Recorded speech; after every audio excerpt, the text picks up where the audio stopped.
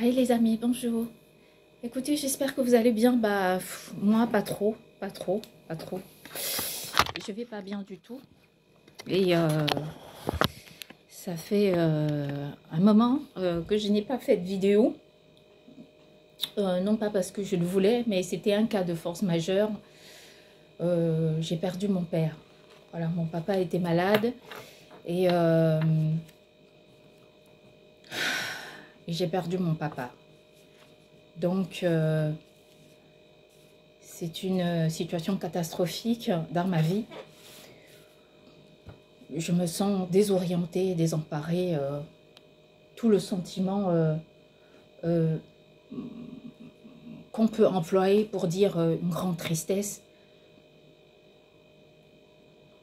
Je me sens défaillante, je me sens perdante, je me sens détruite, je sais pas. J'ai perdu mon père. De nos jours, je suis orpheline de père et de mère. Je ne savais pas ce que ça faisait. J'ai passé ma vie entière à aider les gens, Quand j'entendais parler d'une personne qui est orpheline, en effet, j'étais outrée, j'étais compatissante parce que, comme beaucoup d'entre vous peuvent savoir, moi, j'adorais ma mère et j'aimais mon père et j'avais de relations très très étroites avec les deux. En 2019, j'ai eu une très grande consécration. Je me suis retrouvée exactement dans la même maison que mon papa et ma maman. C'était la première fois de ma vie d'adulte que je ressentais, voilà, que j'avais cette chance, cette grande chance de me retrouver dans la même maison, de dormir au même endroit que mon père et ma mère, parce que je n'ai pas eu cette chance. J'ai souvent été avec mon père, été avec ma maman, mais je n'avais jamais eu cette chance, cette grande chance de passer mon temps avec les deux. Donc en 2019, j'avais construit une très très grande maison dans mon village qui fait, je crois que cette maison doit faire à peu près 160 ou 170 mètres carrés. Et ma maman, elle voulait absolument qu'on ait une maison au village, ainsi de suite. Donc j'ai construit cette maison en ce moment-là. Et j'ai fait construire cette maison. J'ai eu la chance, c'est que je travaillais encore, donc j'avais la possibilité de financer. J'ai pris un prêt, ainsi de suite. À l'époque, j'étais encore avec mon ex, donc j'avais la possibilité de financer. Et tout ce que j'ai gagné au travail partait dans la maison. Et donc, j'ai pu construire cette maison. C'est une très grande maison qui n'est naturellement pas achevée, mais j'avais construit cette maison parce que j'avais envie de faire plaisir à maman et que quand elle devait partir au village à Banjul, elle pouvait aller dans la maison et elle pouvait être chez elle, se sentir bien. Vous savez, j'ai passé ma vie à vouloir lui faire plaisir. J'ai voué mon existence à faire plaisir à ma mère, mais je ne crois pas que ce soit une faute, je crois pas que ce soit une erreur ou encore une sorte ou encore que j'ai manqué d'appui dans ma vie, ou non, non, pas du tout. Je crois plutôt que c'est comme ça que les enfants doivent se conduire envers leurs parents et qu'il n'y a pas besoin d'être autre chose qu'un enfant qui aime son père et sa mère et qui a cette capacité de leur apporter le meilleur de lui. Voilà. Donc, maman et moi et les membres de ma famille étions dans cette maison en 2019. Et donc, ce qui était fou, c'est qu'on avait tous passé des vacances là-bas. C'était vraiment magique. Et on avait échangé plein de choses. J'avais dormi près de maman. J'avais dormi près d'elle comme d'habitude. Donc, c'était tout. J'étais, voilà, cloîtrée près d'elle. Et quand tout le monde dormait, alors elle se mettait à me raconter des histoires comme toujours. Elle me parlait des choses, de son enfance, de sa vie, de sa jeunesse. Et vraiment, c'était un truc magnifique. Et donc, le matin, quand on se levait, on faisait un grand petit déjeuner. Alors, quand on parle de grand petit déjeuner, c'est que j'ai à Banjul, notre village, j'ai cette grande chance que notre village soit un très grand village. Et donc, le matin, quand on fait le petit déjeuner, il n'y a pas qu'une personne qui vient. En fait, il y a plein de gens qui viennent. Il faut racheter du pain, encore du pain, et donner encore à manger aux gens, acheter du pain, quoi. Je veux dire, c'est ça qui est beau. Et donc, on prenait le petit déjeuner. J'étais avec maman et elle me disait, tu sais, je disais, parle, je t'écoute. Elle me disait, tu es une enfant formidable. Et elle me disait, j'aime ton comportement, j'aime comment tu es, ta façon de te conduire. Oui, oui, parce que oui, quand je suis au Cameroun, c'est comme si j'étais en France, donc je suis avec maman, avec ma famille, je passe du temps avec eux. Et, euh, et donc voilà. Et donc maman m'a dit ça, elle m'a fait cette appréciation. Et je monte pour appeler papa, pour que papa vienne prendre le petit déjeuner. Et je rencontre papa qui me dit, oh, ma fille, tu sais quoi, je suis trop contente de ton comportement. Tu te conduis tellement bien, tu es une grande fierté pour moi et tu es une très... mon père avait cette grande ferme reconnaissance vis-à-vis de mon comportement. Et, euh, et ce jour-là, je me souviens, c'était un peu après l'aurore. Et je me trouve là, papa qui vient prendre le petit déjeuner, j'étais là, papa, maman, et, euh, et je leur parlais. Vous voyez, c'était vraiment chouette. Ah oui, en ce moment-là, j'étais en train de leur parler, je leur disais des choses, et je voyais les deux visages, les deux personnes qui m'ont mise au monde, et je trouvais que, je ne crois pas qu'il y ait un grand cadeau dans la vie que ça, quand on peut se référer à ceux et celles qui nous ont donné la vie. Quand on s'identifie à eux, à leur intelligence, à leur façon d'être, à ce qu'ils sont, quand on se regarde et qu'on se voit dans sur leur visage, leur morphologie, quand on entend ces sursauts communs, une fois qu'on est avec maman, tout le monde dit « Ah, mais qu'est-ce que tu ressembles à ta maman ?» Et quand on est avec notre papa, on dit « Ah, mais qu'est-ce que tu ressembles à ton papa ?» En fait, c'est ça qui est faux, c'est ça qui est beau. Et voilà, bon bref. Donc je disais ça et on avait passé de très belles vacances dans cette maison que j'avais construite avec mes neveux, mes nièces qui récemment se sont retrouvés tous malades, à vomir, ont été tous hospitalisés.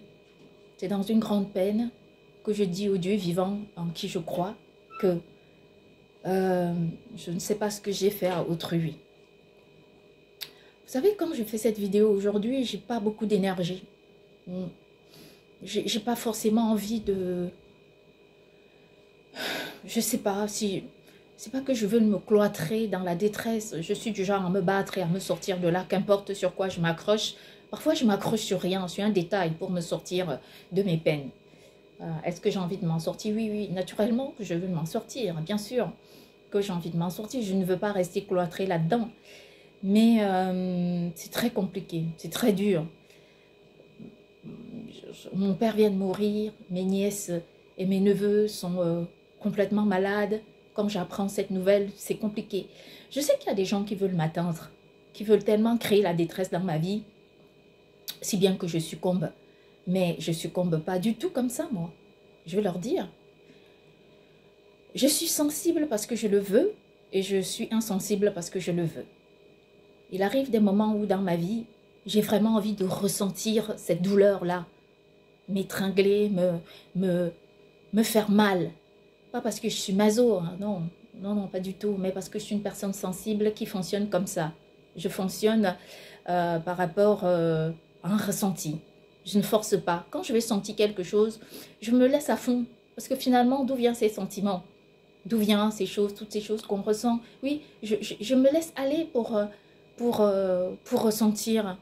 Et j'ai envie de pleurer, pleurer mon papa. J'ai encore envie de pleurer chaque jour. Parce que mon papa, je ne sais pas pour vous, je n'ai pas eu cette grande chance de grandir avec lui, mais je l'ai souvent vu. Je connais un peu ses forces, ses faiblesses. Je parlais de mon papa comme mon super-héros, qui, même s'il n'est plus là aujourd'hui, ça reste mon papa quand même. J'ai eu cette grande chance que ce soit lui qui soit mon père, parce que, je ne sais pas, j'aurais eu un autre père, peut-être que j'aurais une meilleure vie, peut-être pas, peut-être, mais je ne serais pas la personne que je suis. Je suis ce que je suis parce que je suis la fille de mon papa. Je suis ce que je suis parce que je lui ressemble, parce on est pareil. Je suis ce que je suis euh, parce que en lui, je m'identifiais et mon père, pour moi, était quelqu'un de très important. Je ne sais pas pour vous, pour moi, mon papa, sa voix était comme une sorte de médicament. Je ne sais pas, quand j'étais vraiment très mal, il suffisait que je parle à papa pour aller mieux. J'étais mieux. Il avait cette façon incroyable de me parler. Il avait cette tendresse dans la voix, cette force de la justice humaine, de l'équité. Oui, c'était mon papa, quand il me parlait, c'était curatif. Ce n'était même pas préventif, c'était curatif. Il ne me demandait jamais rien du tout.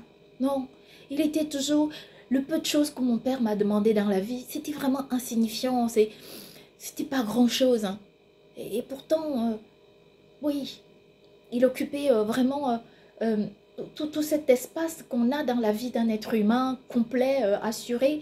Et pourtant, malgré cette force qu'il avait dans ma vie, et peut-être qu'il ne savait même pas, il ne m'a jamais réclamé quoi que ce soit de... Voilà, il me laissait vivre ma vie, il vivait la sienne. Euh, je suis très heureuse d'avoir été la fille de mon papa, d'être la fille de mon papa. Je suis heureuse, heureuse, parce que mon père est décédé, mais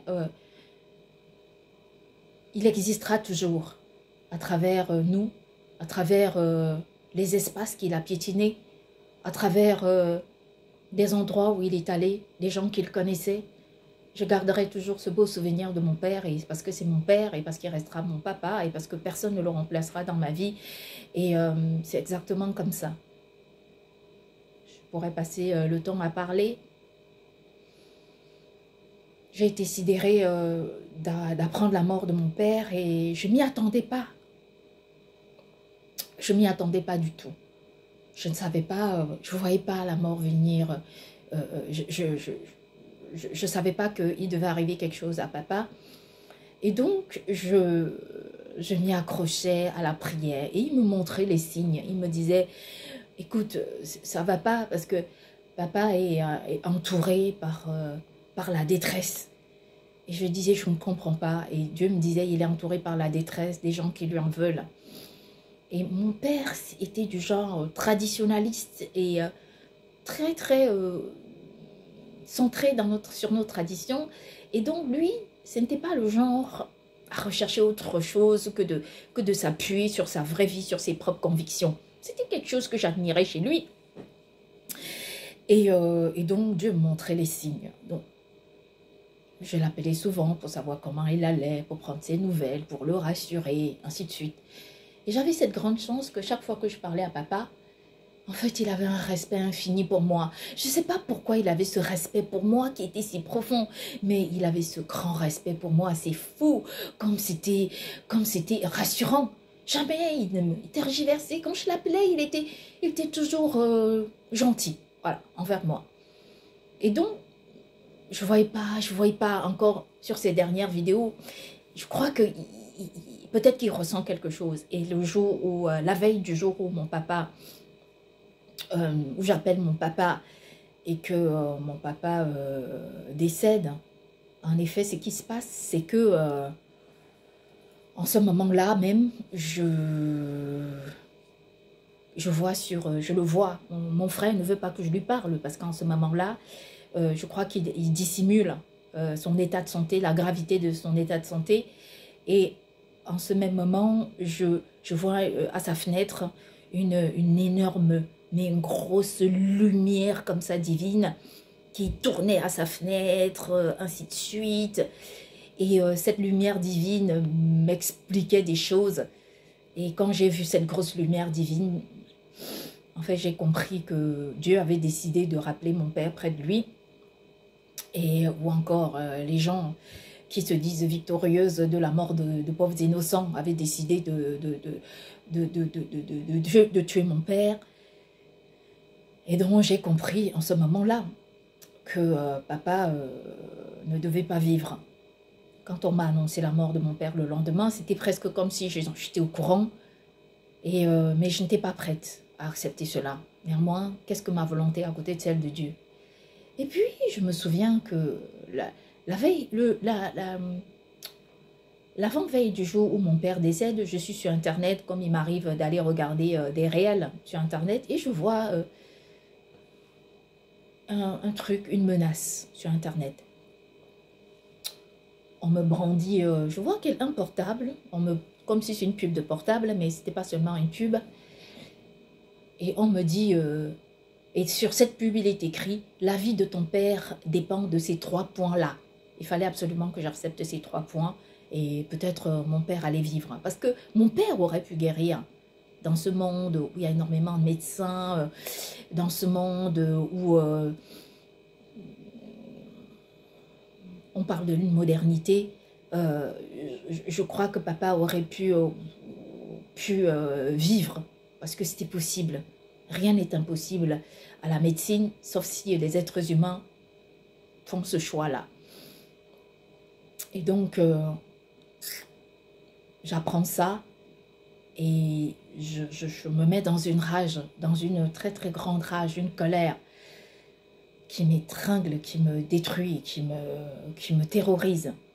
Je me sens faible, faible face à ce monde qui me combat, face à ce monde qui cherche à me détruire, à me déstabiliser, à m'humilier, à me souiller, à me renverser, à me séquestrer, à lutter contre moi, face à ce monde. Et je me demande pourquoi. Pourquoi? Je vais vous dire une grande vérité. Depuis des années, il y a des gens qui s'arrangent à m'accuser d'adultère. Et je viens confesser ma vérité devant vous pour que vous puissiez entendre. On m'accuse d'adultère. Bon, je sais que j'ai souvent fait des vidéos concernant cette question, mais les gens même qui m'accusent d'adultère, je ne sais pas pourquoi. En fait, elles-mêmes, ce sont des personnes qui sont dans l'adultère. Je vous explique. En 2019, j'avais demandé à mon mari, j'étais encore mariée, qu'on aille au Cameroun rencontrer ma mère, parce qu'en fait, on traversait une grande difficulté familiale. Naturellement, on va considérer que c'était de ma faute. On va dire ça. On va dire que c'était de ma faute. Parce que finalement, quand on regarde les rouages des problèmes, on se dit que ça aurait pu se passer différemment. Mais c'était de ma faute, je l'avoue, je ne vais pas dire non.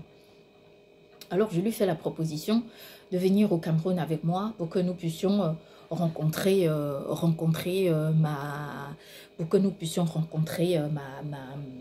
ma mère. Et quand j'arrive au Cameroun, mon mari refuse. Il refuse de venir au Cameroun avec moi. Et la seule chose qui s'est fait quand il restait à Paris, c'est que, oui, à l'époque on vivait à Paris, la seule chose qui sait faire en ce moment-là, c'est qu'il décide de... Il reste à Paris et il se met en couple avec sa collègue. En fait, ils étaient déjà en couple. Il l'amène en Normandie, où il passe, je ne sais pas, un week-end à la plage, je ne sais plus ce qu'ils font, pendant que je suis au Cameroun, et qu'il a dit non, qu'il ne voulait pas venir avec moi, et qu'il ne pouvait pas venir dans ma famille pour rencontrer ma mère, ainsi de suite. Bref, donc il fait ce choix-là. Et quand il fait ce choix, moi je me trouve face à une question-réponse qu'il faut absolument que j'intervienne. C'était soit mon mari était avec moi, soit il était contre moi. Et quand je m'en suis rendu compte que notre couple, pour lui, n'était pas très important, ce que j'ai fait, c'est que je lui ai demandé le divorce. Et quand il n'a pas voulu, j'ai été voir une avocate qui m'a donné un coût du divorce. C'était limite, genre, je vais lui donner un prix où elle pourrait même pas discuter, il faudrait même pas qu'elle divorce, le prix était tellement important que, voilà, on a décidé de prendre la même avocate. On arrive chez une avocate, elle nous parle, elle nous dit sauvez votre mariage, ainsi de suite, parce que c'est une avocate qui nous connaissait, elle avait déjà traité un dossier qui nous concernait. Et finalement, on n'avait pas divorcé. Et après, quand je m'en suis rendu compte que ça n'allait pas, donc j'ai continué à lui dire qu'il fallait absolument qu'on divorce. Et finalement, on est tombé d'accord pour le divorce. Lui, il a cherché une avocate. Il a payé les frais de mon avocat parce qu'en ce moment-là, je ne travaillais plus. Donc, en fait, l'adversité s'était arrangée à semer une pagaille dans ma vie pour que je ne puisse plus avoir de travail. Et mon mari, en ce moment-là, a décidé de... On a décidé de divorcer. On a pris chacun un avocat. C'est lui qui a payé les frais de mon avocate. Et donc, on a entamé le divorce qui n'a jamais évolué, qui n'a jamais progressé. Demandez-moi pourquoi, avec les frais des avocats payés, je n'en sais rien. Mais toujours est-il, je suis accusée d'adultère. Et puis par la suite, on s'était remis ensemble et on a décidé de s'installer ensemble. Mais ça ne pouvait pas aller entre nous. Parce qu'il y a des moments où dans la vie, il y a des choses qui ne vont plus. Et quand ça ne va pas, ça ne va pas. On ne peut pas forcer. On ne peut pas forcer le destin parce que il arrive des moments dans la vie où quand on cherche à forcer des choses, ça ne peut pas marcher. On ne peut pas forcer ce qui ne fonctionne pas. Il faut vraiment chercher à forcer ce qui fonctionne, ce qui peut vraiment fonctionner. Et donc mon mari, lui, on se met ensemble et je sais qu'il a encore une relation. En fait, du moins je pense. Parce que les femmes ont cette intuition-là. Elles savent quand un homme est avec elles et elles ont un sentiment pour une autre femme. Elles savent quand l'homme leur parle, elles savent comment il se conduit. Donc je savais qu'il avait encore des relations avec cette femme-là. Et donc moi je me décide en ce moment de passer dessus, d'accepter, de tolérer, de passer sur plein de choses parce que je me sentais toujours coupable. Et finalement, il commence à devenir violent, il me jette des lunettes dessus quand il me parle, il me frappe souvent comme ça à la cuisse quand il n'est pas content. Et ça, je n'ai pas accepté. Je n'ai pas accepté. Je ne supporte pas la violence. Je ne supporte pas quand on m'accuse pour rien. Je ne supporte pas quand les gens sont contre moi alors que je n'ai rien fait. Et je décide, en ce moment, je me sens très mal. Chaque fois, je suis malade. J'ai mal au ventre tout le temps. Je porte mes chaussures. J'ai des boutons sur les pieds. Je me souviens même un truc pire, c'est qu'on venait de terminer une relation intime et je m'endormais dans ses bras et d'un coup comme ça, je me sens étranglée dans un rêve. Je rêvais que j'étais dans un taxi jaune et j'étais en train d'être étranglée. Et donc, dans la vraie vie comme ça, je me réveille et puis je toussais, j'étais mal. J'étais très très mal en point. Et donc, je regarde comme ça mon mari à côté de moi, je lui donne un coup de pied. Et il me dit, ah, tu m'as donné un coup, je sais pas, un coup de poing, un coup de pied, peu importe. Sur le coup, je ne me pose pas de questions parce que moi, je ne suis pas du genre suspicieuse. Quand je fais confiance aux gens, moi, je leur fais confiance. Les gens vivent ensemble, il n'y a pas besoin de ne pas faire confiance aux gens. Donc, finalement, notre couple n'a pas fonctionné parce qu'il travaillait toujours avec cette femme, parce que je savais qu'elle était toujours dans les parages, ainsi de suite. Et donc, ça n'a pas fonctionné. Il a commencé à être violent. J'ai appelé la police d'urgence. Et la police d'urgence, après avoir expliqué la situation, la police d'urgence française lui a demandé de partir. Vous comprenez, si j'avais eu tort, la police n'aurait pas fait un mauvais jugement. La police aurait dit, votre mari reste à la maison. Mais c'est à travers le droit que la police a jugé juste que cet homme puisse partir de la maison. Et donc, je suis restée à la maison. Lui, il a pris le studio, parce que j'ai un studio qui touche à ma maison. Lui, il a pris le studio. Il vivait avant dans le studio. Il a décidé de quitter le studio pour aller s'installer à l'endroit où peut-être il ne devait plus avoir des accusations. Il quitte la maison. Au lieu de régler les problèmes que je lui demande de régler, en effet, il fait le choix de se remettre avec la même femme. Peut-être est-elle plus importante que moi, sûrement, si chaque fois, il décide de se remettre avec elle. Seulement, ce qui est fou, c'est qu'à chaque fois, il gratte à ma porte. Donc, j'ai presque l'impression que c'est une insulte grave à ma personne. Chaque fois, il vient me raconter des soucis, me faire des éloges qui ne tiennent pas de sens, qui m'énervent plus qu'autre chose. Chaque fois, il vient chercher à s'incruster dans ma vie, alors que dans ma vie, il n'y est plus. Quand on s'est remis ensemble, on s'est séparés. On peut encore dire que j'étais encore mariée. Mais l'année dernière, il a décidé il m'a demandé une séparation bien. Moi, je lui ai dit, si tu veux la séparation bien, vendons la maison. Nous avons mis la maison en vente. En vendant notre maison familiale, c'était aussi un acte de divorce. Ça veut dire qu'on a trouvé une agente immobilière à deux on a signé pour la vente de notre maison tous les deux, c'était la dissolution de notre vie, parce que finalement, nous sommes mariés dans cette maison, c'est à l'intérieur je parle, et donc finalement, on a construit nos souvenirs dans cette maison. Or, on a décidé que le mariage allait s'arrêter, et c'est comme ça que ça doit fonctionner. Mais je suis toujours accusée d'adultère. Vous ne pouvez pas savoir pourquoi. C'est quand même pire la chose, non? Quand on m'accuse d'adultère, alors qu'à l'aurore, je suis seule. Alors que à la pointe de la journée, je suis seule. Au milieu de la journée, je suis seule. Au crépuscule, je me retrouve seule. Et pendant que je vais dormir, je suis seule. Je me réveille. Pendant mes nuits, je suis seule. Et de nouveau à l'aurore, à mon petit déjeuner, je suis seule. À mon déjeuner, à mon dîner. Comment est-ce qu'on peut m'accuser d'adultère quand je vis seule? Comment est-ce qu'on peut accuser quelqu'un d'adultère? Le fait de dissoudre un bien familial, c'est aussi une façon de se séparer. D'ailleurs, lui, il est d'accord pour cette séparation. Pour lui, il n'y a pas d'ambiguïté. Il m'a sorti un truc genre, on peut divorcer et se remarier. Je lui ai dit, on divorce, tu prends ta route, je prends la mienne, et chacun prend son chemin. Dans ma tête, c'est très clair. Je ne me remettrai plus avec lui. Tiens, une chose qui est certaine, c'est celle-là. C'est que moi, je ne suis pas du genre à m'engager quand je ne suis pas sûre de ce que je fais. Je peux souffrir, je peux pleurer, je peux me morfondre, je m'accroche sur ce sur quoi je peux pour m'accrocher. Mais quand je dis non, c'est non. Non pas parce que c'est de l'orgueil, mais parce que c'est une conviction profonde qui m'anime. Et que quand je regarde parfois une situation, je pèse le pour et le contre, je ne vois pas d'issue. Je n'arrive pas à m'apercevoir dans une situation. Quand je me projette, je ne me vois pas là-dedans.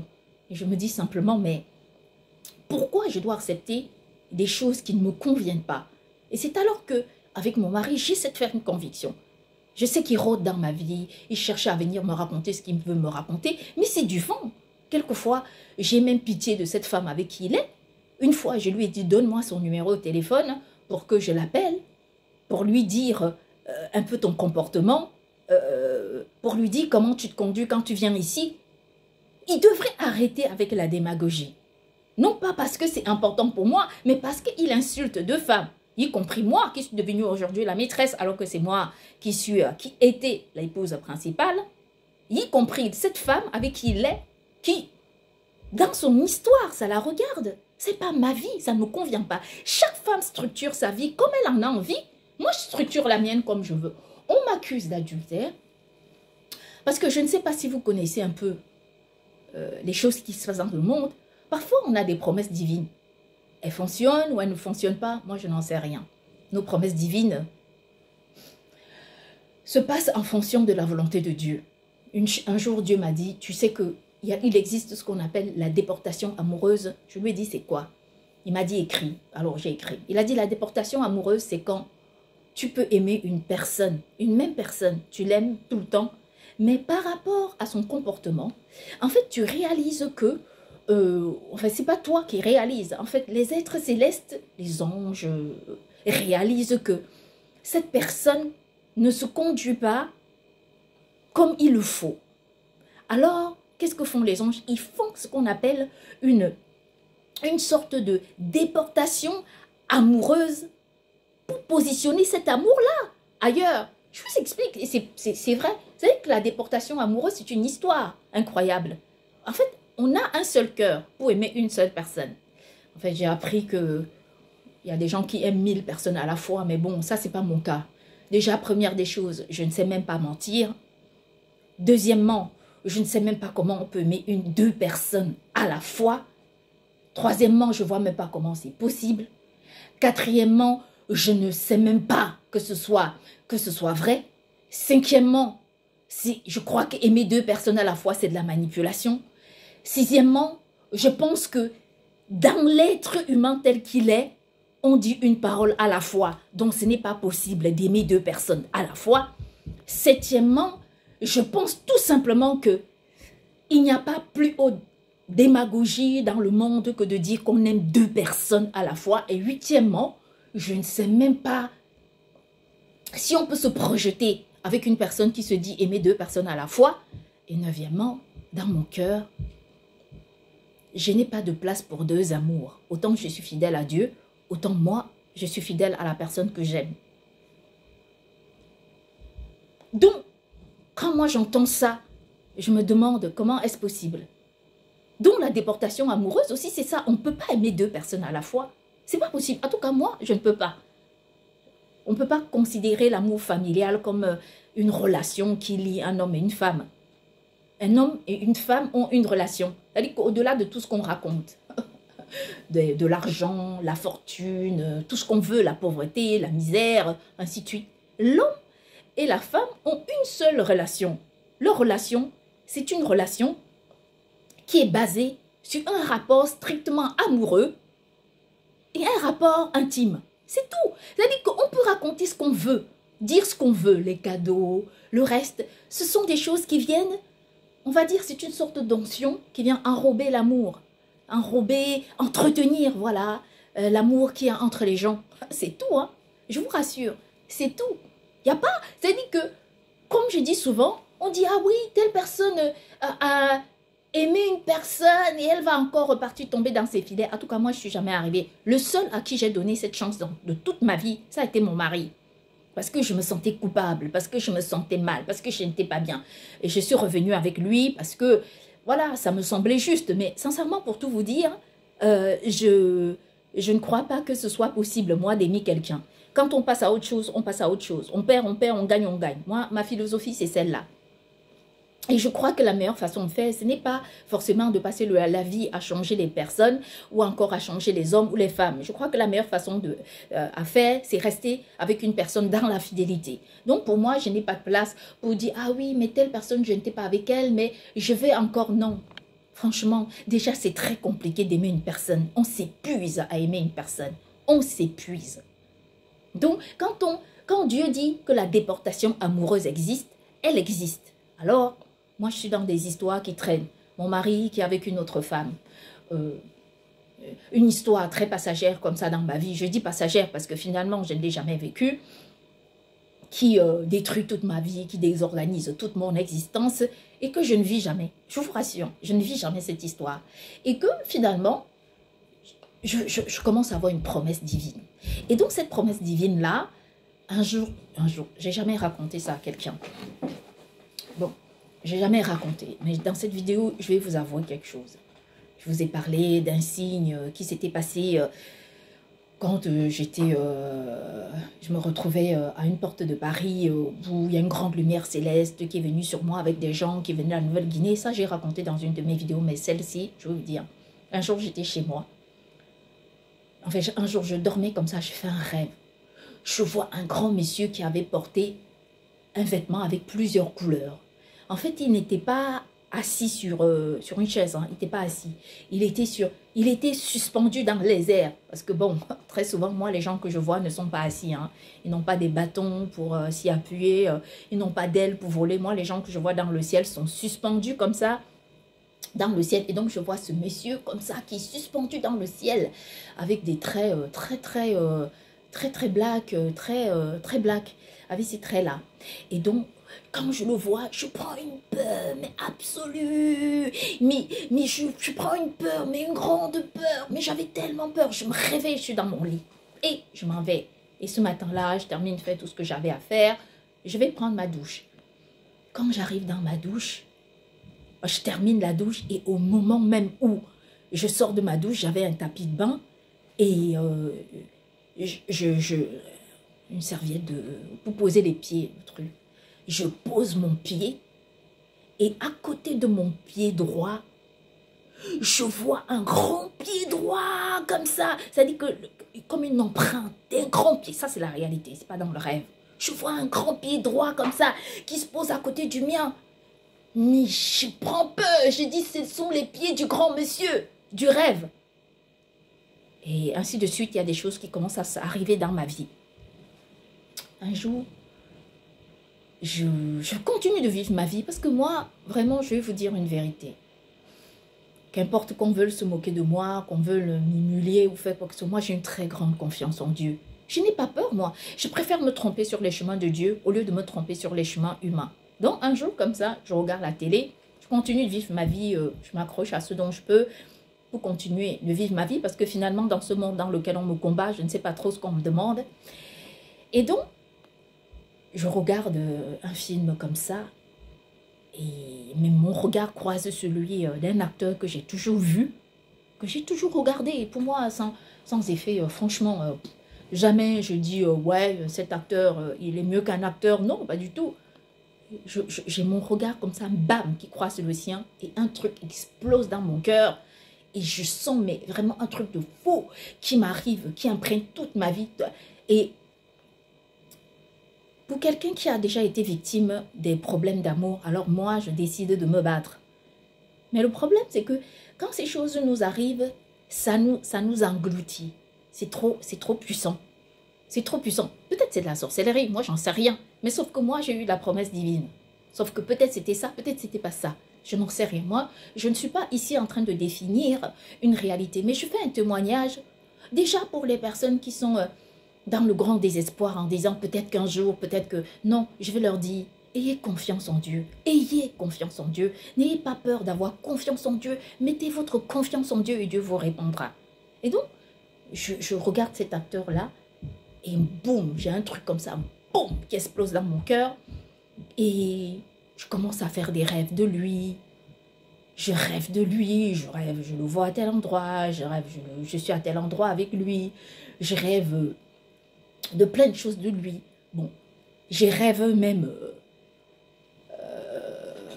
en fait, bref, c'est pas le problème qui que ce soit.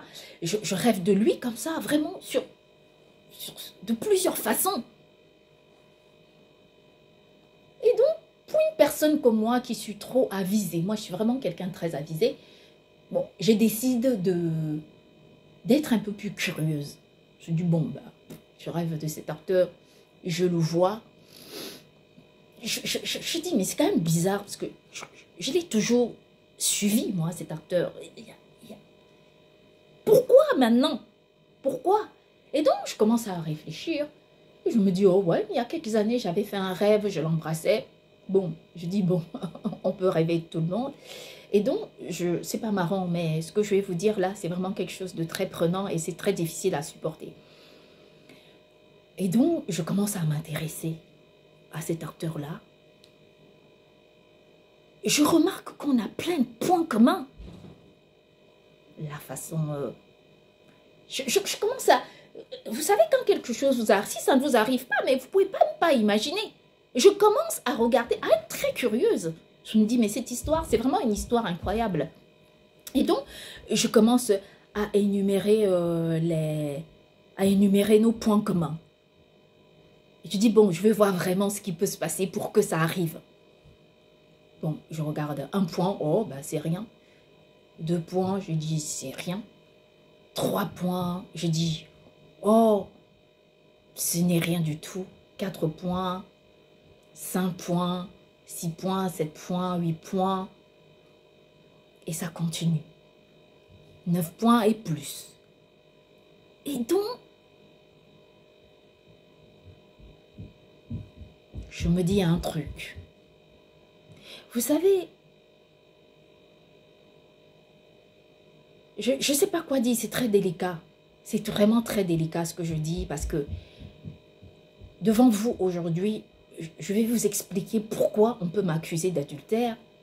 Parce qu'on tombe amoureux d'une personne et l'amour ne s'explique pas. Je ne suis pas une dupe, moi. Je suis quelqu'un de très intelligent. Je ne fais pas n'importe quoi. Je ne suis pas une personne qui se jette dans des situations comme ça sans réfléchir. Je ne suis pas une fille qui suis en manque d'affection. Mais jamais. S'il y a bien une personne qui n'est pas en manque d'affection, c'est moi. J'en ai tellement que j'en partagerai. J'ai tellement d'affection. Je suis née d'un père et d'une mère aimantes et de 2 personnes qui étaient très amoureuses. Et je crois que je suis née dans l'amour. Et donc pour moi, rien que ça, ça me conforte. Je ne dis pas que les enfants qui ne sont pas nés dans l'amour sont des enfants qui ont des problèmes. Non, pas du tout. Ce sont des enfants qui, elles aussi, on trouve l'amour dans la vie Et qu'importe, elles peuvent trouver l'amour où elles veulent. Et qu'importe, tant que nous sommes dans le monde, il y a une raison. C'est aussi parce que on a le droit d'exister. Et on a le droit d'être aimé. Ou nous-mêmes de nous aimer. S'il y a une personne qui s'aime bien, moi je m'aime beaucoup. J'aime qui je suis, ce que j'incarne. D'où je viens, comment je viens, qui est mon père et ma mère.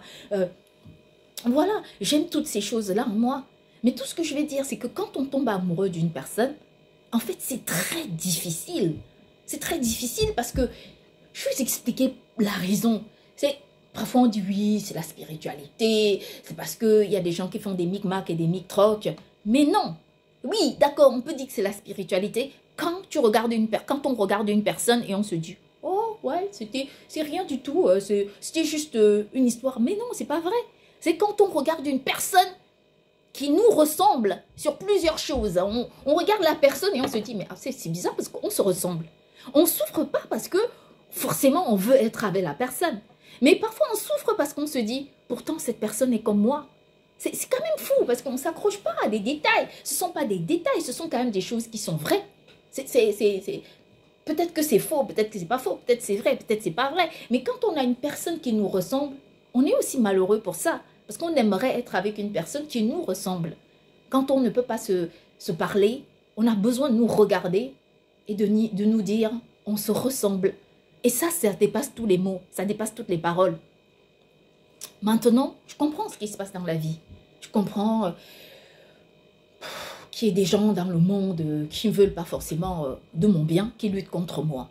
Je vais vous dire. Et vraiment, je sais que beaucoup parmi vous me regardez, certains me jugent, me condamnent, parce qu'on me dit il aurait suffi qu'elle fasse ça. Mais est-ce que ça suffit? Pendant de nombreuses années, depuis le début de cette prophétie, appelons ça comme on veut. Moi, je ne veux pas forcément me considérer comme ça. Moi, le nom que moi je me donne et que je me donne toujours, c'est que moi je suis la fille de mon Père Céleste. Et ça c'est la réalité, ça c'est le nom que je veux qu'on m'accorde. Je ne veux pas qu'on m'accorde un autre nom. Prophète, tout ça, enfant de Dieu, ainsi de suite. Moi je suis la fille de mon Père Céleste. Ça c'est la réalité. Et donc, en tant que fille de Dieu, moi, je n'ai qu'une chose à faire, c'est de marcher selon les volontés de Dieu. Et ce qui est curieux, c'est que ça fait des années, écoutez-moi très bien, le début de cette prophétie, moi j'avertis au monde entier, je leur dis, je sais que vous avez souvent cette capacité de créer des guerres, de détruire des gens, de créer des stratagèmes d'empoisonnement partout. Et je leur dis, faites ce que vous voulez, mais ne luttez pas pour ça. Je les avertis. Je leur dis, n'essayez pas. Si vous essayez de lutter contre Dieu, vous aurez affaire à lui et je vous rassure que peut-être parfois vous gagnez. Mais s'il va aller jusqu'à bouleverser ce monde, renverser ce monde et le transformer pour que ses plans réussissent, il le fera. On ne m'a pas écouté. On m'a dit, bah, on a toujours vécu sans Dieu. J'ai parlé. J'ai même régressé sur certains points. Comme tout le monde, j'étais imprégnée dans ce monde dont on appelle le monde moderne. J'avançais comme ça et pour moi, j'acceptais tout ce qu'on me disait pas tout, mais j'avais mon point de vue. Mais mon point de vue qui était très allégé. Voilà. Très nivelé sur la question. Je ne vais pas parler de raffinement, mais un point de vue très léger. Pour moi, je ne m'occupais pas de ce que faisaient les gens. J'avais des passions dans ma vie. C'était ma vie de famille, travailler, faire du shopping. Je ne sais pas, moi, vivre mon existence sans forcément avoir besoin de tout ça, de me mettre dans ce que je suis en train de faire. J'ai averti au monde. Je leur ai dit, ne luttez pas contre ça. Faites ce que vous voulez, comme vous en avez envie. Mais sur ce point précis, n'essayez pas de lutter. Vous allez trouver ce qui n'est pas bon sur votre voie. Yahvé m'a dit, j'irai jusqu'à renverser le monde, reconstruire. Il y a des gens qui ont dit, on est d'accord de renverser le monde et de le reconstruire. Moi, j'ai dit, il n'y a pas de problème. Seulement, je leur ai demandé, faites ce qu'il faut faire. faites ce qui est juste, acceptez les volontés divines. Ils n'ont pas voulu. J'ai parlé, j'ai encore insisté sur la question. Jamais je ne me suis tue. Quand vous lisez tous mes livres, à chaque fois, j'ai dit exactement la même chose. Luttez contre qui vous voulez, mais pas contre lui. On ne m'a pas écouté. Le premier cadeau qu'on m'a offert, ça a été de tuer ma mère. Ça, ça, vous pouvez imaginer. C'est-à-dire que moi, pendant que j'appelle le bon esprit dans le monde, pendant que j'alerte les gens, je dis aux gens, faisons ce qu'il faut. On a tué ma mère. Ça, c'est le truc. En continuant ainsi, je continue de parler. Je ne me tais pas. Dieu me dit, continue, ne te tais pas, parle. Avertis-les, parle-leur, dis-leur, explique-leur que ce n'est pas une blague de ne pas s'amuser. Ils ne m'ont pas écouté. J'ai continué, moi, à appeler le bon esprit. Pendant ce temps, ils ont appelé le mauvais esprit. Dieu m'a donné une autre version. Dieu m'a dit, dis-leur ça, que tu ne peux avoir que ce que tu as, ce que tu convoites. J'en ai parlé. On m'a dit que, voilà comment on m'a établi la chose. On m'a dit que oui, qu'il fallait absolument que j'adhère au mal pour pouvoir réussir. Moi, j'ai dit non. Parce que si nous appelons le mal dans le monde, on ne peut pas avoir le bien. Je leur ai dit ça. J'ai dit, évitons d'appeler le mal dans le monde. Appelons le bon esprit. Interpellons le bon esprit. Ne soyons pas dans l'ignorance. Personne ne peut dire, j'ai soif, je vais m'abreuver de l'essence ou de quoi que ce soit pour vivre. L'essence doit tuer les gens. Mais, moi je leur ai dit, buvons de l'eau fraîche. Ils ne m'ont pas écouté. Je leur ai dit, appelons le bon esprit dans le monde. Ils ne m'ont pas écouté. Ils ont lutté contre moi jusqu'à preuve du contraire. Maintenant, c'est moi qui subis. Vous voyez l'injustice? Pendant que j'appelle l'Esprit de Dieu sur le monde, on est contre moi. Et pendant ce temps, c'est moi qui subis, qui perds ma mère. J'ai perdu mon père. Et mes neveux et mes nièces ont été empoisonnés. Qu'est-ce que je vous ai fait? J'ai passé mon temps à défendre des réalités qui sont les miennes, des convictions qui sont les miennes. J'ai changé ma façon de faire parce que j'avais envie de mettre tout le monde d'accord. Mais est-ce que c'est ça qui m'a profité? On a dit qu'on allait me remplacer. Moi, j'ai dit à Dieu que si c'est le cas, moi, je n'ai aucun problème. Le prophète le prophète Moïse, il avait dit une chose, que si tout ce camp était rempli des prophètes, alors la gloire de Dieu régnera dans le monde. Moi, je dis exactement la même chose. Vous savez, Dieu donne la sagesse à qui il veut, quand il veut, comme il veut. Personne ne peut venir devant lui dire ce qu'il a à faire ou pas. Et ça, c'est une réalité. Mais moi, pendant que j'ai dit « appelons l'Esprit Saint sur le monde », qu'est-ce qu'on m'a dit? On m'a dit qu'il fallait appeler le mauvais esprit. Je leur ai dit « ne faisons pas ça ». Quelle est la justice qu'on me rend? Quand moi j'appelle l'Esprit Saint sur le monde, quand je demande au monde, si vous ne pouvez pas faire quelque chose et son contraire. Si vous voulez une vraie vie, appelez l'Esprit Saint sur le monde entier pour que l'Esprit Saint puisse régner. Qu'est-ce qu'on m'a dit? On m'a dit non. Et on me combat. On combat les miens. On combat. Où est la justice là-dedans? Qui voit la justice là-dedans? Personne ne peut voir la justice là-dedans parce qu'il n'y a pas de justice à voir là-dedans. On m'a dit à partir de maintenant, tu vas manger ceci ou cela. Moi, je leur ai dit, à partir de maintenant, vivons pour vivre. Vivons, soyons libres dans ce monde qui est le nôtre. On m'a dit que je devais commencer à sélectionner ce que j'allais manger. Je leur ai dit, sauvons l'économie mondiale. Ne commençons pas à sélectionner. Regardez l'économie, comment elle est, comment elle se porte. J'ai tout dit, j'ai tout expliqué. Qu'est-ce qu'on a fait? On m'a condamné, moi, qui appelais le bien sur le monde, au profit des gens qui appelle le mal. Et maintenant, regardez le monde dont on bénéficie. On a un monde rempli de détresse. Moi, j'ai dit, appelons le beau soleil, le beau ciel. Appelons un temps merveilleux et beau. Appelons Dieu. Ils m'ont dit quoi? Qu'il fallait appeler l'obscurité, la détresse, l'horreur. Et qu'est-ce qui s'est passé maintenant? Les ouragans, les pluies, les tempêtes, les détresses, les ceci. Le monde entier est habillé. Regardez ce qui se passe dans le monde aujourd'hui. Le monde entier vague sur un esprit de méchanceté. Pourquoi? Mais parce que les êtres humains ont décidé de rejeter un bon esprit et ont décidé d'appeler l'esprit de la méchanceté sur le monde. Est-ce que c'est de ma faute? Je vous pose la question. À quel moment m'avez-vous entendu dire que je vais courir pour faire le mal? Moi, j'ai été averti avant vous-même. J'ai su avant vous.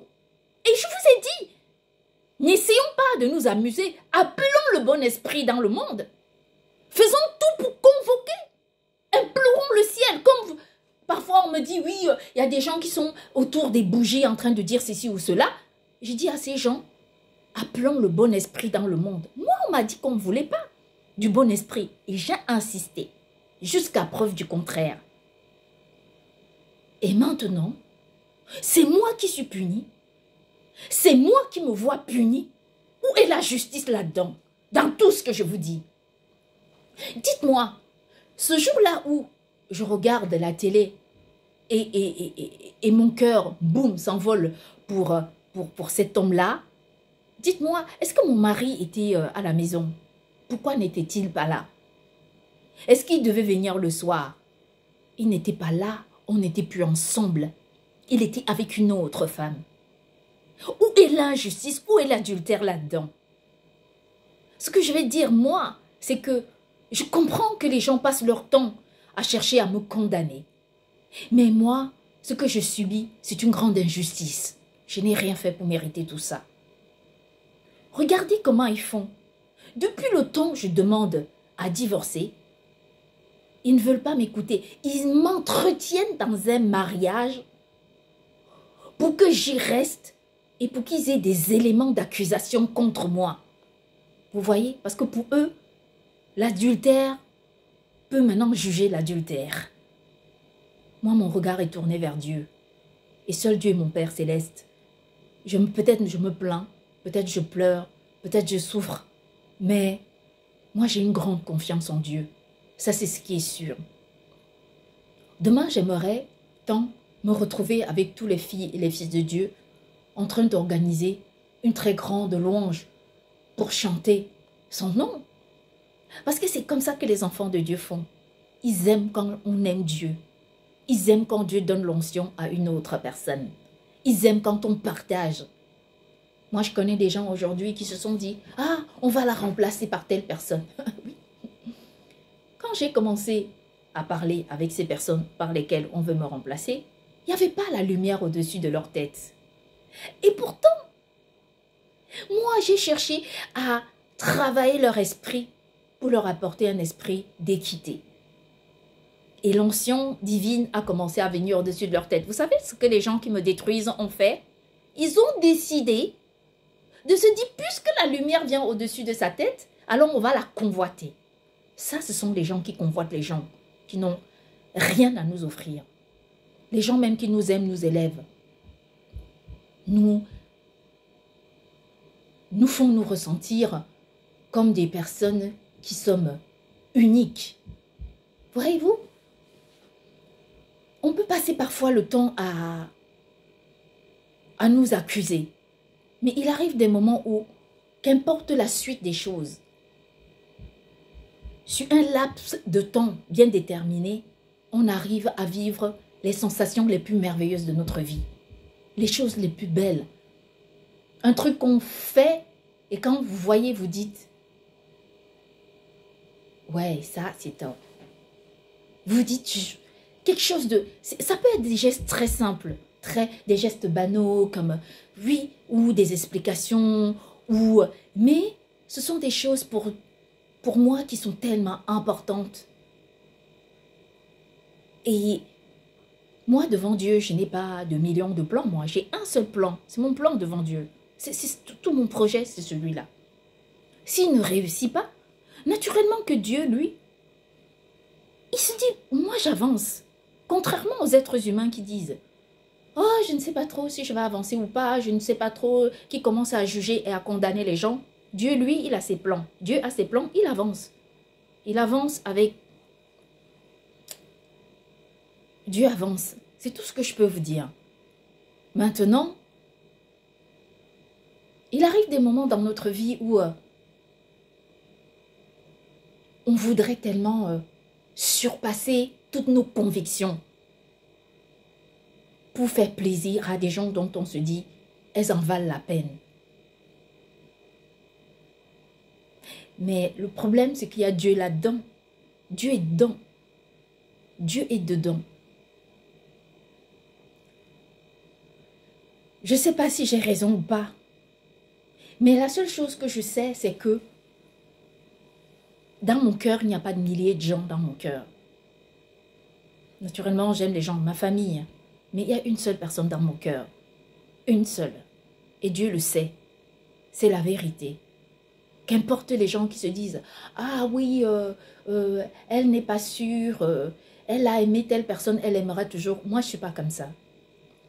Parce que la grandeur de mon esprit veut que... Il y a beaucoup de gens qui n'ont pas de compte à rendre à Dieu, mais moi, j'ai un compte à rendre à Dieu. Moi, personnellement, j'ai un compte à rendre à Dieu. D'aucuns vivent et disent « On s'en fiche », mais moi, je ne m'en fiche pas. Parce que j'ai un compte à rendre à Dieu. Devant Dieu, je vais avoir la même parole. Je ne veux pas avoir honte devant Dieu. Je ne veux pas venir vers lui et me dire, mais attends Karine, hier, tu me disais ça et aujourd'hui, tu viens me dire telle chose. Je veux avoir une réponse pour lui dire, toi-même regarde la situation. Tu vois comment j'ai fait. On ne m'a pas soutenu. Et pourtant, la plupart des choses que je fais, je le fais aussi pour ce monde. Maintenant, je vais aussi prier pour moi, pour ma propre famille, pour les miens. Concentrer ma vie sur moi, on ne veut pas m'écouter. On veut me remplacer. Regardez comment les êtres humains font. Ils se disent, bon, Karine n'accepte pas ci, elle n'accepte pas ça, elle ne tolère pas ci. Ok, ouais, ok. C'est pas une question de tolérance ou de choix ou de volonté. Mais c'est une question de réalité. Qu'est-ce qui est juste? Posons-nous la question. Qu'est-ce qu'il faut qu'on fasse? Ou faire comme vous, ou encore dire, regardez, il y a quelque chose d'assez incroyable. Récemment, j'ai appris qu'il y avait la domination spirituelle des peuples. Moi, cette histoire me paraît tellement obsolète que je me dis, mais domination spirituelle, mais tu m'étonnes. Regarde le monde, ce qu'il est devenu. Mais on réalise un peu de quoi on parle. On est dans un monde qui croule sous la haine, sous les empoisonnements, sous les guerres. Et on parle de domination spirituelle. Où est la domination spirituelle? Parce que quand on dit qu'on domine quelqu'un spirituellement, on dit on appuie un bouton, tu chantes.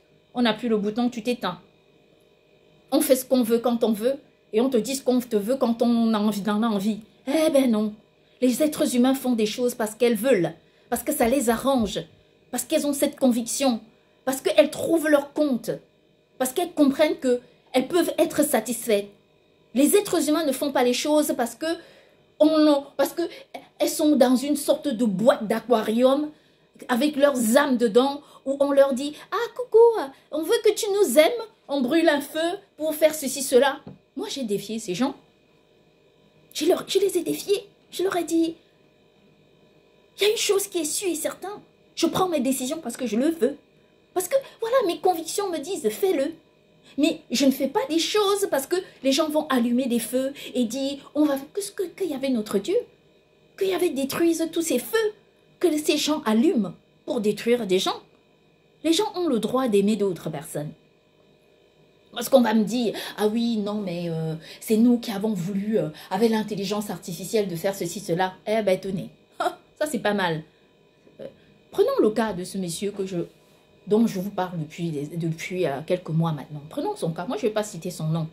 J'ai beaucoup de respect pour lui. J'ai beaucoup d'admiration pour lui. J'ai beaucoup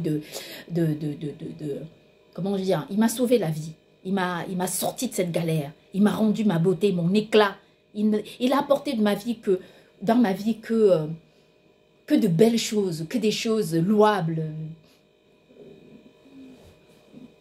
il a fait de moi, en fait, il m'a remis sur le chemin qui est le mien. Il m'a fait me retrouver. Quand j'étais perdue, il m'a remis sur une voie qui est vraiment une qui me ressemble. Et donc, et la preuve, c'est que pendant ce temps, j'ai chanté une de mes plus très belles louanges à Dieu quand j'ai chanté cette chanson, parce que cette personne avait mis une sorte de bonheur dans ma vie, même sans être là. Ça peut paraître bête, ça peut paraître idiot, ça peut paraître comme ça paraît, mais c'est strictement la vérité pour les gens qui savent, qui me connaissent, que jamais je ne fais de faux témoignages. Je n'ai pas à témoigner. Quand je le dis, je veux même que devant Dieu, que Dieu puisse en témoigner et dire oui, bon, c'est vrai. Ou encore qui disent, oui, Karine me dit toujours la même chose, elle est toujours en train de me parler de la même histoire. Ou encore qui disent, oui, c'est ma volonté. Ou encore qu'il explique tout ce qu'il a expliqué. Moi, je veux me perdre sur un chemin de Dieu et non pas sur un chemin humain. Moi, c'est ce que je vais dire. Et donc, cette personne m'a apporté tellement de choses dans ma vie, et je lui suis reconnaissante. Je me suis dit souvent, je me fâche des gens. Mais il y a toujours des gens, même si je suis fâchée, jamais je ne déborderai. Je me suis promis cela de toute ma vie. Je ne me fâcherai jamais de cette personne plus que, parce qu'elle m'a tellement apporté. Elle a fait de ma vie, elle a transformé ma vie. Et moi, sincèrement, je n'oublierai jamais. Parce que les gens disent, ah oui, c'est grâce à nous, super. Parlons un peu des signes qui se passent. C'est grâce à eux que parmi toutes les personnes qu'on peut suivre dans le monde, on a une personne qu'on suit depuis des années. On a regardé ces films depuis toujours. On sait pas parce que à l'époque c'était une question d'attirance, non, c'était parce que j'aimais bien comme ça, comme la plupart des gens. Je me considérais comme une personne qui suit une autre personne, sans forcément. Je pouvais passer des mois et des mois sans regarder un film. Mais quand il fallait que je regarde, je revenais toujours sur un. En plus, ce n'est même pas comme si je regardais tous les films de cet homme. Je regarde qu'un seul, qui est souvent, je regarde le même, je recommence, je regarde le même, je regarde d'autres et je me dis, ah, il manque un truc, je regarde toujours le même film. Je ne sais pas pourquoi, mais c'est comme ça. Mais ce n'est pas comme si je suis cette personne qui se dit, ah oui, non. Et où était l'intelligence artificielle à l'époque? Elle était où? Pour ne pas faire tout ce qu'ils ont à faire. Elles étaient où? Elles étaient où pendant toutes ces années? Elles étaient où? Avant ces signes divins que j'ai vus, ces grands soleils, cet homme qui était assis, ce pied qui était là, ou encore tous ces signes que j'ai vus, ainsi de suite. Elles étaient où? Elles étaient où en ce moment-là pour ne pas déclencher l'intelligence artificielle? Elles étaient où? Elles sont où quand on souffre? Elles sont où quand on est malheureux? Elles sont où quand on n'est pas bien? Moi, la seule chose que je vais dire, c'est que ne venez pas me condamner pour des choses que je ne fais pas. Moi, je n'ai pas décidé de me dire, ah, je vais regarder un homme et boum, mon cœur va déclencher. Moi, je n'ai pas fait ça. Je n'ai pas fait ça. Je vous parle avec mon cœur. Je sais que ce ne sont pas vos histoires, mais peut-être que c'est pas que peut-être, je suis aussi faillible. Il y a une personne si une personne tient en son cœur une grande sensibilité, c'est moi. Mais je n'ai pas honte d'être sensible. Je n'ai pas honte d'être qui je suis. Je ne veux pas que les miens payent pour des fautes qui ne sont pas les leurs. Et je ne veux pas que les miens payent pour ce que vous faites. Vous m'avez beaucoup déçu. Vous m'avez apporté une très grande déception. Parce que vous voyez, pendant que j'étais avec vous, vous avez été contre moi. Vous vous êtes mis contre moi. Vous m'avez beaucoup déçu. Vous m'avez déçu. Voilà, vous m'avez déçu. Vous m'avez déçu parce que ce qui arrive aujourd'hui, ce n'est pas de cette façon qu'on fait pour conquérir, pour avoir du pouvoir. Vous saviez que j'étais avec vous. Vous saviez que je vous soutenais. Vous savez que je luttais pour vous, à vos côtés. Vous étiez au courant de ça. Tout ce que vous avez su faire, ça a été d'organiser le chaos au milieu des miens. Ça a été de détruire les gens qui me ressemblent. C'est un peu comme si d'un camp, ils subissaient la dictature et l'oppression, et d'un autre camp, ils subissaient les empoisonnements et les manipulations. Voudriez-vous que je me place où dans cette histoire? Voudriez-vous que je sois où? comment penserez-vous que je fasse? Dites-moi si vous êtes à ma place.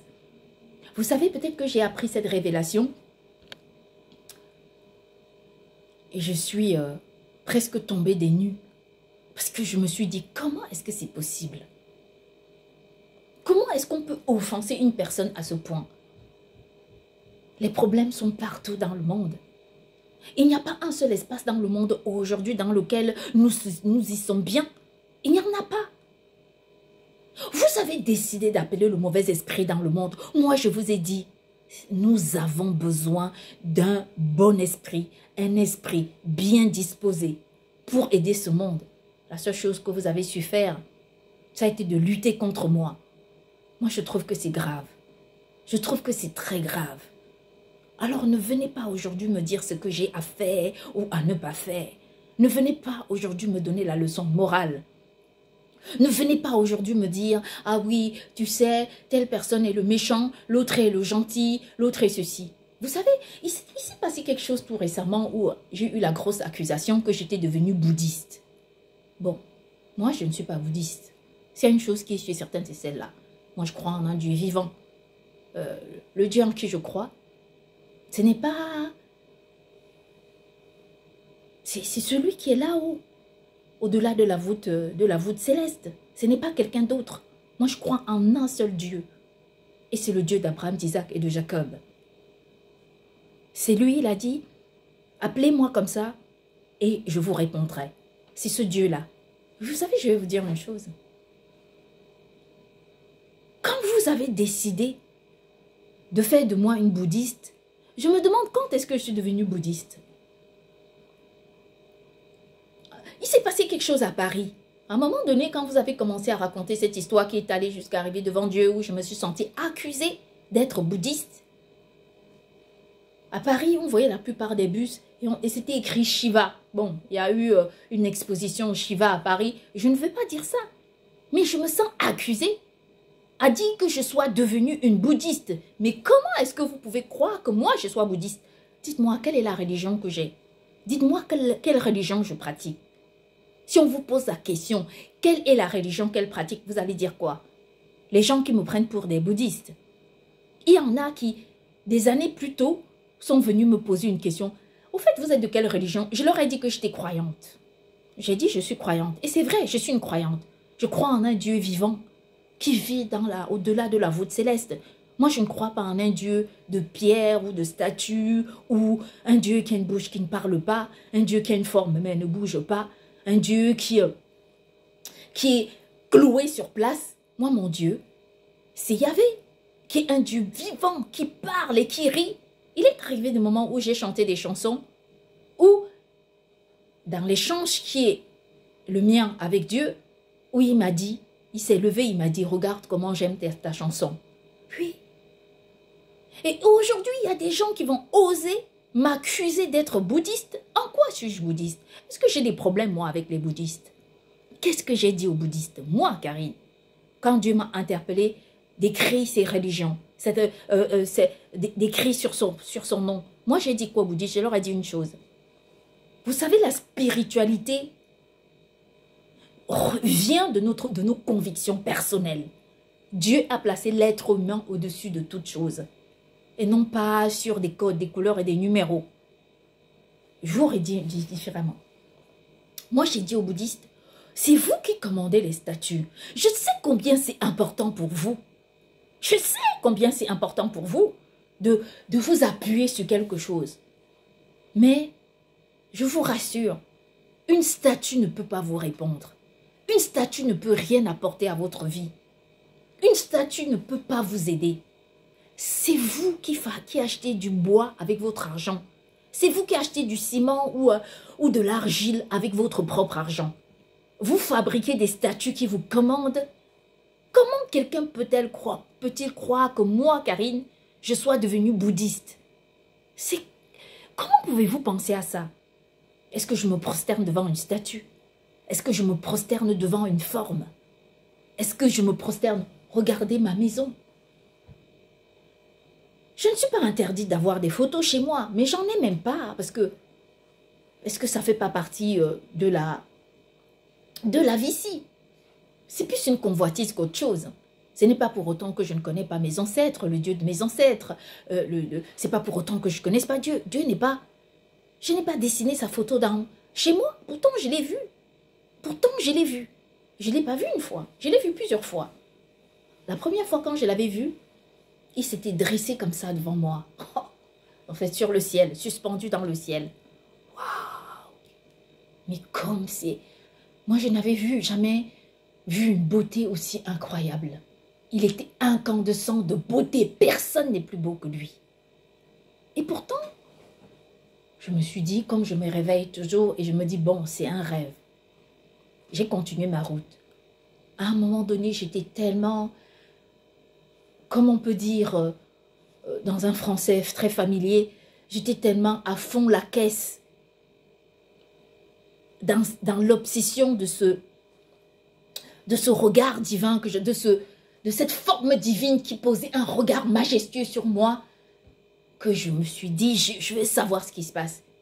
Une autre fois, il m'a montré comment il pose ses pieds du ciel sur la terre. Je vous rassure, j'ai vu ses jambes, longues jambes, comme ça, elles étaient tellement longues et grandes. Je me suis dit, waouh, je n'avais jamais vu des jambes aussi grandes.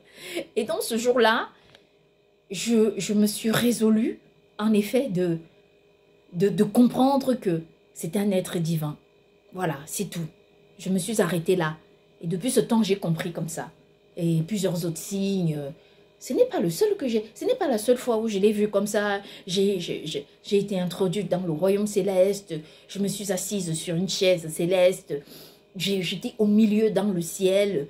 Je suis montée par la grâce divine dans le ciel et j'ai cueilli un nuage de ma main. Je connais la texture du nuage. Je m'en suis jamais enorgueillie. Moi, tout ce que je vais dire, c'est que je passe ma vie à vous dire que tous ces miracles ne sont pas pour s'amuser ou encore pour rire. Qu'il faut croire en la destinée humaine et divine. Mais vous ne voulez pas m'écouter. Vous luttez contre moi. Où est la justice dans tout ça? Où est la justice? Pendant que vous signez des pactes avec des gens, moi je signe un pacte avec le bon esprit divin. J'appelle le bon esprit sur nous. Vous appelez le mauvais esprit et vous osez venir me combattre. Vous aurez réussi, avec dans la grande lâcheté, à tuer un homme innocent. Qu'est-ce qu'il vous a fait? Qu'est-ce qu'il vous a fait? Pourquoi vous aimez autant la rivalité? Qu'est-ce que c'est? Qu'est-ce que mon père vous a fait pour que vous ayez autant envie de le détruire? Vous allez m'obliger à quoi? A dit oui, on va la dégoûter pour si je ne serai pas dégoûtée. Moi, j'ai pris une décision. Voyez-vous, j'ai pris une décision. Depuis très longtemps, j'avais pris peur du jour où Dieu avait repris ma mère. Et je me suis dit, ces jours m'effraient. Mais j'ai pris une décision. J'ai envie de rendre grâce à ces jours-là. Parce que ces jours-là, Dieu a voulu rappeler ma mère auprès de lui. C'est une très grande grâce. Je vais vous dire une chose. Il m'arrive toujours des choses très bizarres dans la vie. Quand quelques jours avant que je ne perde ma mère, je m'étais retrouvée chez moi, à l'époque je vivais à Paris. Je me retrouve dans ma maison et je commence quelques jours avant sa mort, je me mets à pleurer, à crier, à hurler. J'étais dans une colère, une détresse. J'avais pleuré pendant des heures et des heures. Je n'arrivais pas à me consoler. Et quelques jours après, j'apprends le décès de ma mère. Il m'est arrivé exactement la même chose quand mon père devait mourir. Il y a quelques semaines, je me suis retrouvée face à un problème. Ouais, franchement, c'était une question qui fait partie de nos sensibilités. Mais j'ai pleuré pendant des jours et des jours. J'étais inconsolable. Inconsolable. Pendant des jours et des jours, j'ai pleuré. Je n'arrivais pas à me consoler. J'ai perdu mon père. dans ce monde dans lequel je suis combattue tous les jours, je me demande pourquoi l'être humain peut s'enorgueillir de piétiner une fourmi. De toutes ces personnes qui recherchent la gloire, les noms, mon père n'était qu'une fourmi. Il n'était rien d'autre qu'un vieux monsieur qui était dans son village. Il ne demandait rien à personne. Est-ce que les gens qui font du mal à des pauvres innocents et des pauvres innocentes pareilles sont peut-être des gens qui doivent s'enorgueillir et se rendre fiers? C'est quoi le problème?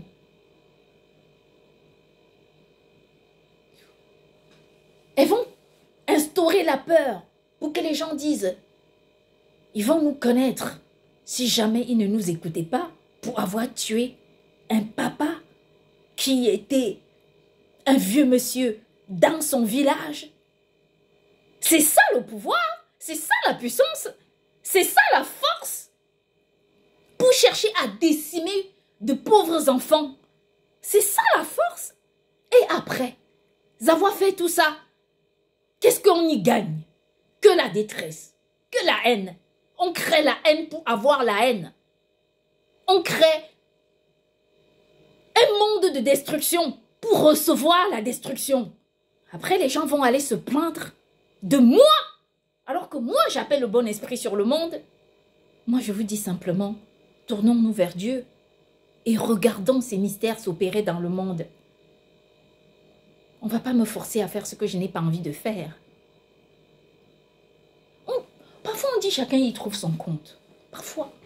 Mais en si peu de temps, même si que l'histoire s'arrête, mais j'ai eu tellement de preuves d'amour que j'en ai pas eu depuis très longtemps. Je veux dire une chose. Ça me conforte dans mon approche du regard sur la sensibilité humaine. Ça me conforte dans ma vision de l'amour, ce que c'est. Il y a des gens qui me disent que je suis devenue une sorte de Shiva. Mais moi, Karine, qui suis-je? Je ne connais même pas l'histoire de cette personne. La seule chose que je sais, c'est que quand Dieu m'a demandé d'écrire, il m'a dit, tu écris sur toutes ces choses-là, toutes ces religions. On ne m'a pas dit, fuis telle religion. Non, on m'a dit, écris sur toutes les religions. C'est ce que j'ai fait. Je ne connaissais pas. Je ne savais pas. Au début même de cette prophétie, il m'arrive quelque chose d'assez incroyable. Je regarde, je connaissais l'histoire du prophète Moïse. Je connaissais l'histoire du prophète Jésus. Dieu me fait regarder l'histoire du prophète de Bouddha, du prophète Moïse. Et je regarde tous ces prophètes-là. Je ne sais pas pourquoi. Et donc, Dieu me dit écris. Je me mets à écrire. La plupart des gens savent que je ne fais pas de recherche. Et que quand j'écris, c'est après avoir écrit que je pars faire des recherches pour voir ce que je disais. Et tout ce que Dieu m'a dit était vrai. Quand il me dit écris, explique. Tel peuple, voilà. Chaque jour que je regarde la télévision, Dieu me montre, tu vois tel peuple, tu vois telle personne avec tel comme ça, voilà tel signe. Ne t'occupe pas de leur couleur. Tu t'en fiches de tout ce qu'ils vont te raconter. Occupe-toi de ce que je te dis de faire. Ne regarde pas leur race. Ne regarde pas d'où ils viennent, ce qu'ils disent, comment ils font. Occupe-toi de faire ce que je te demande de faire. Et c'est exactement comme ça que ça va se passer. Moi, c'est ce que Dieu me dit. Et moi, en récompense d'appeler la beauté divine sur nous, vous tuez mes parents. Comme ça, les gens vont vous regarder et avoir peur. Mais les gens n'auront pas peur. Les personnes n'auront pas peur. Les personnes se ficheront. Et elles n'auront aucune crainte. Je vous souhaite une bonne journée.